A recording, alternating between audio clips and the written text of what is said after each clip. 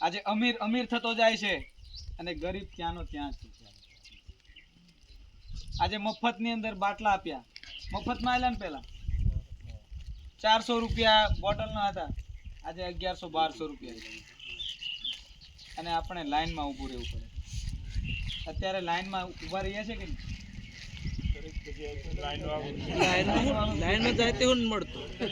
પેલા આપણે આપણા જ પૈસા માટે આપણે લાઈનમાં ઊભા રહ્યા કે નહીં? કોઈ કરોડપતિ નો છોરો લાઈનમાં દેખેલો તમે? આપણે જ લાઈનમાં રહ્યા. પછી ધાબા પર જઈને કીધું થાળી વગાડો,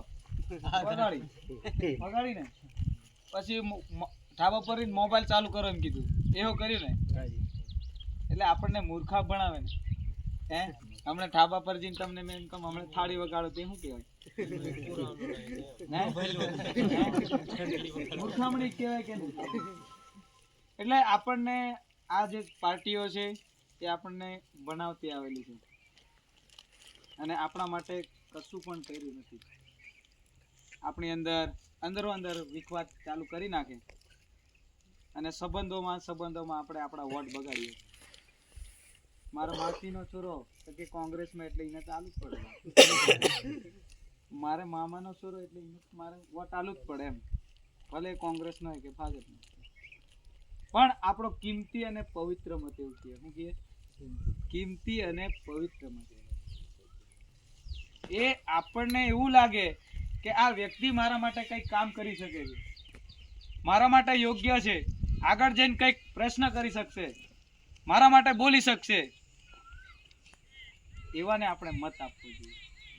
એ ભલે કાકાનો હોય, બાબાનો હોય કે કોઈ પણ હોય, એ બાજુ જોવાનું ના હોય. આપણે સંબંધોની અંદર જ આજે અટવાઈ ગયેલા છે. વિચાર કરો કે અત્યારે આપણી રાજનીતિ એવી છે, આ તો કહું છું તમને ખાલી, કે જે મરણ પ્રસંગની અંદર આવે, લગ્ન પ્રસંગની અંદર આવે, એ આપણો આગેવાન, એને આપણે ચૂંટીને લાવવાનું.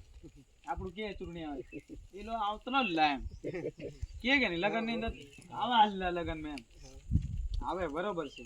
પણ આજે હું તમારા ત્યાં આવું લગ્નમાં કે મરણમાં, તો તમારે મારા ત્યાં આવવું પડે. શું કા આવવું પડે? કે મેં તમે મારા ત્યાં આવેલા અને અમારે તમારે ત્યાં આવવું પડે. આ એક વ્યવહારની વાત અને વ્યવહારની વાત થઈ. અને વ્યવહારને રાજનીતિ જોડે કઈ લેવા દેવા હોવા જોઈએ?